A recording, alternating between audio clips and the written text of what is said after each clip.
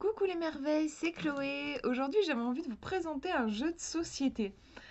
Pourquoi un jeu de société? Parce que il est particulier ce jeu et moi j'y vois, je peux pas m'empêcher d'y voir quelque chose de spirituel en fait. Là où beaucoup de gens, je pense, d'ailleurs peut-être même d'ailleurs leurs créateurs, voient ça comme un jeu, donc quelque chose à pas prendre au sérieux. Moi j'ai trouvé que ça avait une vraie pertinence, une vraie cohérence dans ce qu'il apportait. Donc en fait voilà, je voulais vous le présenter. Alors, il s'appelle Nouvelle Contrée et c'est un jeu pour explorer vos livres. Quand j'ai vu ça, je l'ai découvert un peu avant Noël, j'ai été fascinée par le concept. En fait, le concept de ce jeu, c'est en gros que chaque livre de votre bibliothèque, donc toutes sortes de livres, ça peut être aussi bien des romans que des bouquins de recettes de cuisine, des bouquins par exemple ésotériques pour apprendre à tirer les cartes, par exemple, tout ce que vous voulez. Et ben dans chaque livre, il y a une cité perdue. Donc déjà, il faut trouver la cité perdue, il va falloir rentrer dans le livre pour trouver la cité perdue. Et une fois que vous avez trouvé la cité perdue, il va falloir relever un défi. Donc là, on est un peu en mode Indiana Jones, en fait. Il va y avoir des pièges à éviter. Et si jamais on arrive à faire nos preuves, eh ben, on arrive au trésor. Et le trésor qu'il y a dans les livres, en fait, c'est leur secret. En gros, l'idée, c'est chaque livre a une âme. Voilà. Chaque livre a une âme qui est contenue dans une phrase, une seule phrase, dans tout un roman. Genre, si vous avez un roman de 300 pages, l'âme du bouquin est contenue dans une phrase, dans ce bouquin. Et donc, vous allez devoir, comme je disais, explorer, arriver à la cité perdue, faire vos preuves. Et si vous y arrivez, ensemble, parce que c'est un jeu de coopération, si vous y arrivez ensemble, eh ben, vous aurez, le livre vous donnera son secret, le secret de son âme, sa quintessence en fait. Je trouve vraiment l'idée géniale et j'ai testé, j'ai fait deux quêtes, donc j'ai exploré deux bouquins avec ce jeu et les deux fois ça a été vraiment une expérience très riche. J'ai adoré quand on est tombé sur la phrase du livre, donc l'âme du livre à la fin, ça a été super puissant. Ça m'a même donné matière à réflexion, notamment sur le deuxième livre, parce que du coup, j'ai fait une quête sur un bouquin de fantasy. D'ailleurs, je vous en reparlerai dans une vidéo. Ce bouquin s'appelle Terre-Mère. Et c'est un livre donc de fantasy où il y a de la magie.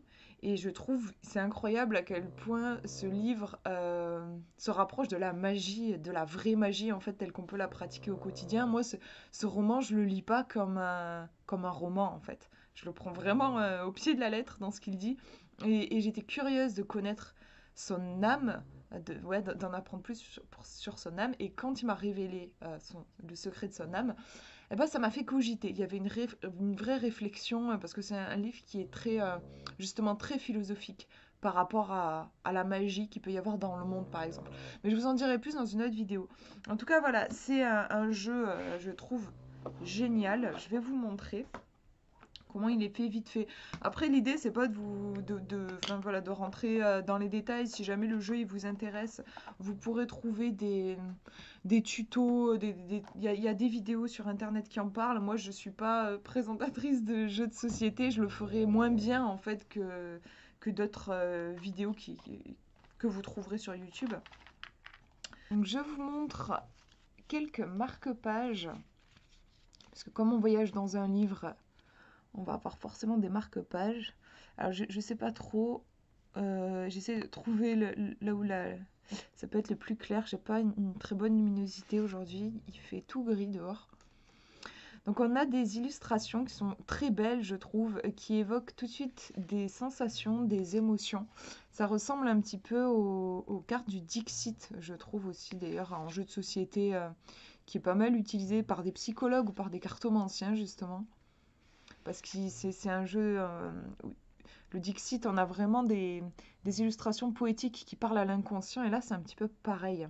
Je suis persuadée d'ailleurs qu'on pourrait faire un tirage avec ces marque-pages. C'est vraiment puissant sur le plan des symboles. Donc voilà, je crois que je vous ai dit tout ce que tout ce qui était important pour moi par rapport à à ce jeu. J'ai remarqué qu'il n'était pas hyper simple à trouver. Je crois qu'il a pas mal de succès. J'ai dû le commander en fait et j'ai remarqué en faisant des recherches que il était rarement présent en boutique en fait. Mais vraiment, ça vaut le coup. Il est alors le prix, je me rappelle plus. Est-ce qu'il est noté là-dessous? Non, je vous mettrai le prix dans la description si jamais ça vous intéresse. En tout cas, ouais, si vous aimez les livres, alors comme je disais, on peut jouer avec ce jeu, on peut jouer dans n'importe quel type de bouquin. Si vous voulez jouer dans un livre de cuisine, c'est possible. Mais je trouve que c'est plus magique de voyager dans un roman, parce qu'il y a un univers dans un roman. Donc voilà, mais après vous faites comme vous le sentez. En tout cas, je trouve que c'est un jeu magnifique pour aller voyager encore plus profondément dans des bouquins que vous aimez, que vous avez lus et relus, pour en apprendre plus sur l'âme du bouquin. Alors comment ça se passe concrètement? Je ne vais pas vous expliquer parce que ce serait long déjà, je pense que je le ferai pas forcément bien et puis ça casserait peut-être un peu le mystère aussi.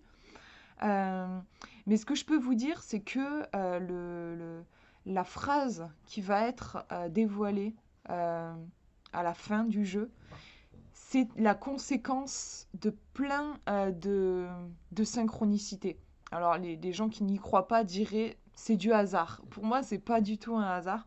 Et, et, et- et en effet, la phrase est très puissante quand on y arrive à la fin.